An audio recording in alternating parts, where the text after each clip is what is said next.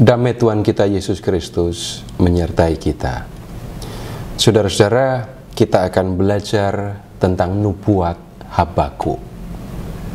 Seorang nabi berkarya menyampaikan firman Tuhan kepada orang atau kelompok orang tertentu yang tinggal di tempat tertentu dan di zaman yang tertentu pula. Seorang nabi tidak berbicara kepada semua manusia dari segala zaman. Karena itu kita perlu untuk mempelajari latar belakang nubuat Nabi Habakuk. Nah, untuk melihat latar belakang ini, kita lihat dalam kitab Nabi Habakuk bab 1 ayat 6, ini ada petunjuk tentang kapan sebenarnya Nabi Habakuk berkarya dan menyampaikan nubuatnya. Dikatakan begini, sebab sesungguhnya aku akan membangkitkan orang Kasdim, bangsa yang ganas dan berangasan itu, yang menjelajahi seluruh penjuru bumi untuk menduduki pemukiman yang bukan milik mereka. Tuhan akan membangkitkan orang Kasdim. Siapa orang Kasdim itu? Kita bisa melihatnya di Kitab 2 Raja-Raja bab 25 ayat 13. Juga tiang-tiang tembaga di rumah Tuhan, kereta-kereta penopang, dan laut tembaga yang ada di rumah Tuhan dipecahkan oleh orang Kasdim, dan tembaganya diangkut ke Babel. Jadi, orang Kasdim memecahkan laut tembaga dan kemudian membawa tembaganya dari bait Allah yang ada di Yerusalem ke Babel. Kalau kita memperhatikan ayat ini, maka dengan jelas kita bisa melihat orang Kasdim jelas menunjuk kepada orang atau bangsa, dan Babel menunjuk kepada satu wilayah. Orang Kasdim adalah orang yang tinggal di Babel dan kemudian membangun kerajaan Babel. Jadi kalau kemudian kita menemukan orang Kasdim di kitab Habakuk, maka yang dimaksudkan adalah kerajaan Babel. Nah, sekarang mengapa kitab Habakuk itu berbicara tentang Babel? Bangsa yang tinggal jauh di timur. Sekarang wilayah itu masuk dalam wilayah Irak. Itu pasti orang Babel ada kontak, punya hubungan dengan kerajaan Yehuda, tempat umat Allah tinggal. Nah, untuk mengetahui, untuk melihat bagaimana relasi kerajaan Babel dengan orang Yehuda, maka kita perlu mengingat 3 raja terakhir yang memerintah Yehuda. Yang pertama itu Yoyakim, yang kedua Yoyakin, dan yang ketiga itu adalah Zedekia. Nah, mulai di zaman Yoyakim, Babel berurusan, punya hubungan dengan Yehuda, tetapi hubungannya tidak baik. Sekarang kita lihat mengenai Raja Yoyakim. Kita bisa melihatnya mulai dari 2 Raja bab 23 ayat 36 sampai dengan bab 24 ayat 7. Dikatakan begini di 24 ayat 36. Yoyakim berumur 25 tahun pada waktu menjadi raja, dan selama 11 tahun ia memerintah Yerusalem. Kemudian di ayat 37 dikatakan, ia melakukan apa yang jahat di mata Tuhan, sama seperti yang dilakukan oleh nenek moyangnya. Kejahatan apa yang sudah dilakukan oleh Raja Yoyakim? Kita dapat melihatnya di bab 24 ayat 3 dan 4.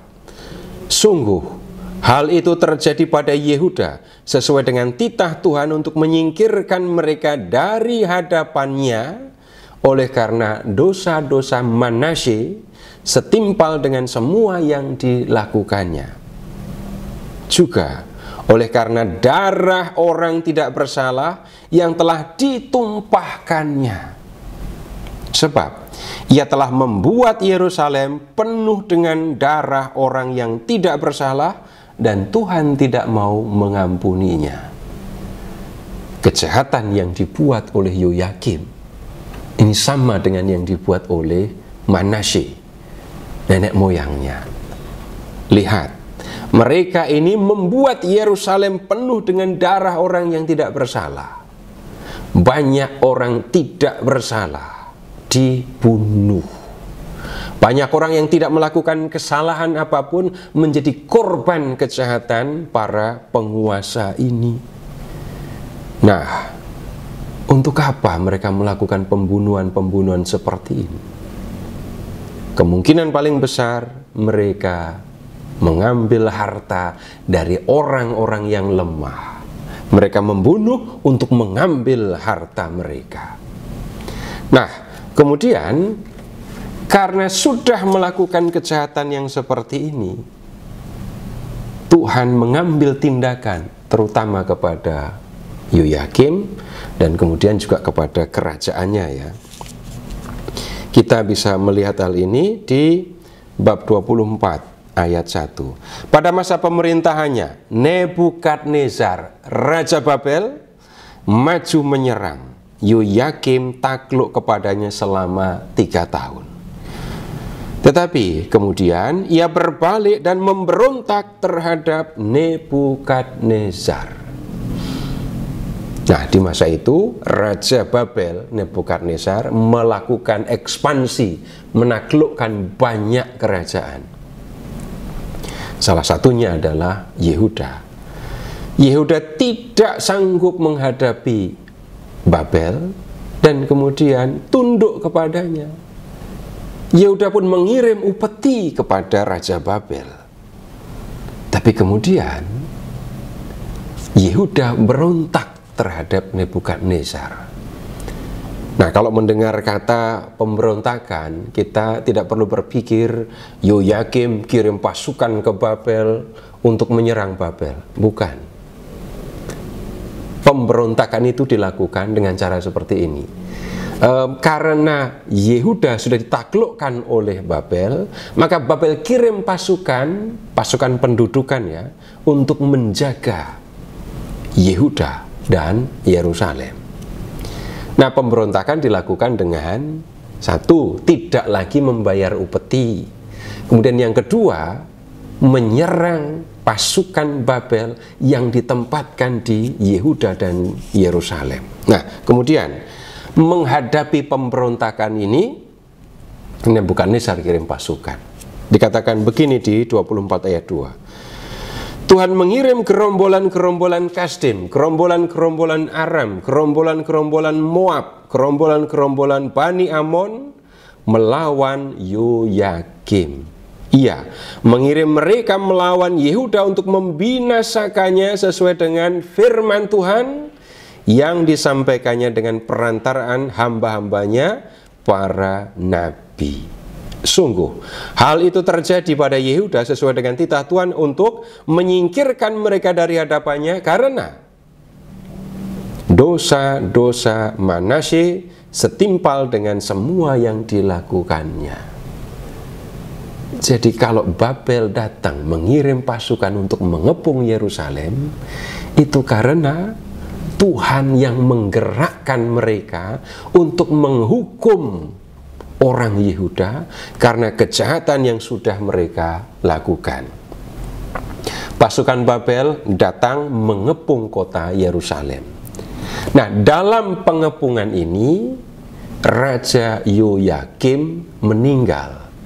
Lalu dia digantikan oleh anaknya yang bernama Yoyakin. Nah, di bab 24 ayat 8 dikatakan begini.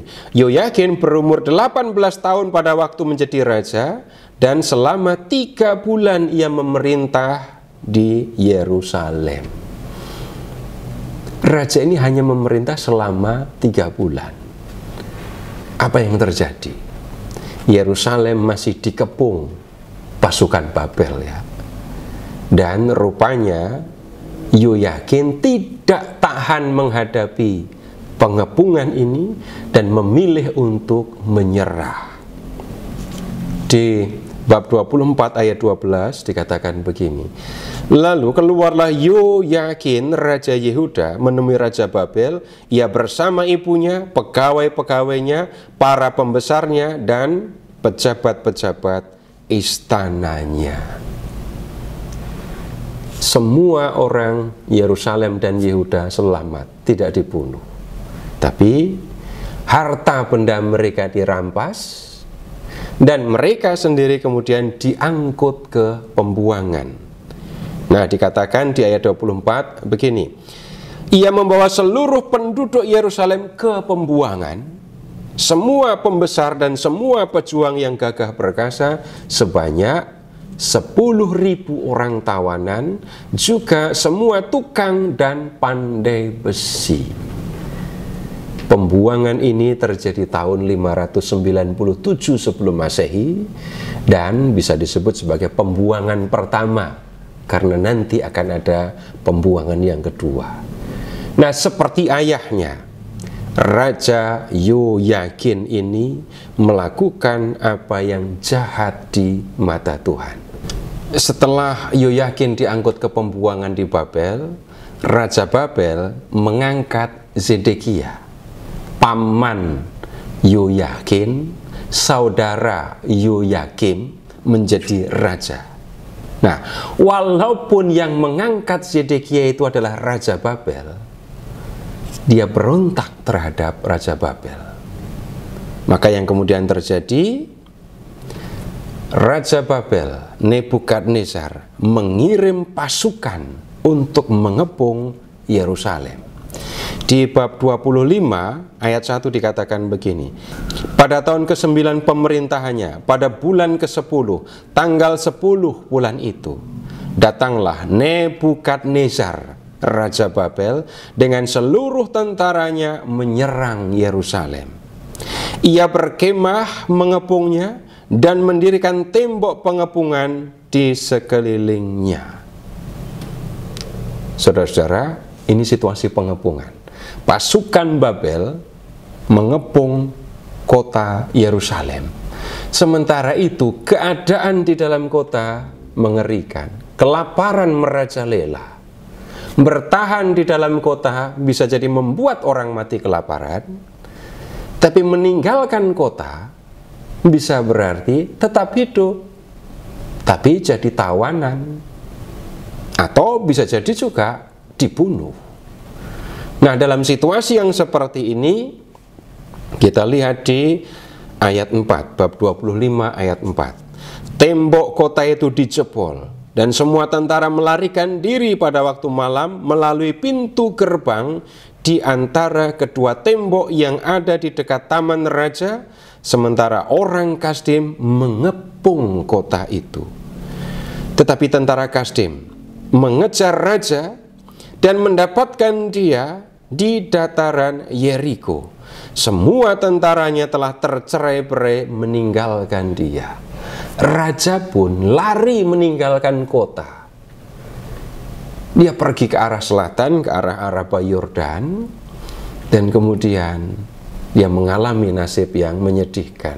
Tentaranya, pengawalnya pergi meninggalkan dia, dan orang Kasdim berhasil menangkap raja.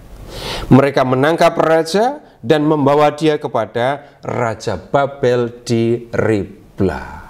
Raja Babel pun menjatuhkan hukuman yang sangat mengerikan. Di ayat 7 dikatakan begini, anak-anak Zedekia disembelih di depan matanya sendiri, lalu mata Zedekia dibutakan. Jadi Zedekia ditangkap dan dipaksa melihat anaknya disembelih, dan sesudah itu matanya sendiri dibuat buta. Ya, entah dicolok pakai tombak atau pakai pedang. Tapi yang dilihat terakhir dan yang tersimpan di memorinya itu adalah penyembelihan anak-anaknya. Setelah itu, Zedekia dibelenggu dengan rantai tembaga dan dibawa ke Babel. Apa yang terjadi kemudian dengan Yerusalem? Pada tanggal 7 bulan kelima tahun ke-19 pemerintahan Raja Nebukadnezar, Raja Babel, datanglah ke Yerusalem Nebuzaradan, kepala pasukan pengawal pegawai Raja Babel. Nah, apa yang dia lakukan? Ia membakar rumah Tuhan, rumah raja, dan semua rumah di Yerusalem. Semua rumah pembesar dibakarnya dengan api. Tembok sekeliling kota Yerusalem dirobohkan oleh seluruh tentara Kasdim yang menyertai kepala pasukan pengawal itu. Nebuzaradan menghancur luluhkan Yerusalem, bangunan paling suci untuk orang Yahudi. Bait Allah diruntuhkan, istana diruntuhkan, semua rumah di Yerusalem diruntuhkan.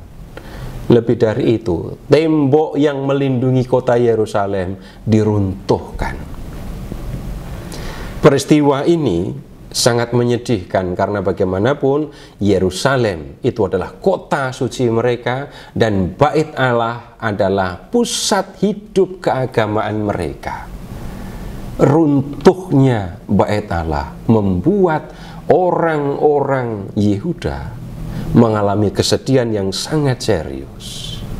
Lalu yang terjadi ayat 11, sisa-sisa rakyat yang masih tinggal di kota itu, para pembelot yang menyeberang ke pihak Raja Babel, dan orang banyak yang tersisa dibawa ke pembuangan oleh Nebuzaradan, kepala pasukan pengawal itu.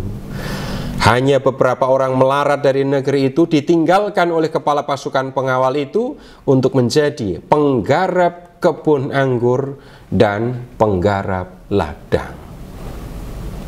Orang-orang Yehuda diangkut ke pembuangan.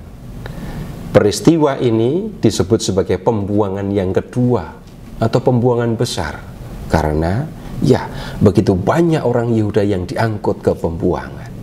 Dan ini terjadi tahun 587 sebelum Masehi, 10 tahun setelah pembuangan yang pertama.